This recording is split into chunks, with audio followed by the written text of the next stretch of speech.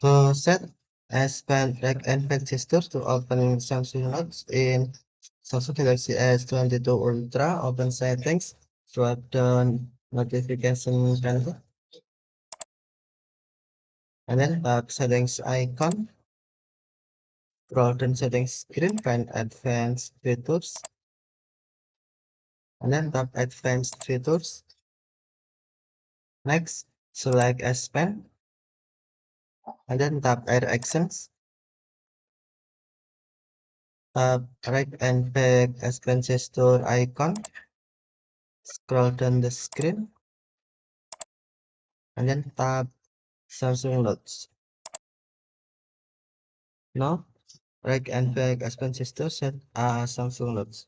To use on your pen, press and hold your S Pen button and then move right back and then release. Press and hold right and back and then release.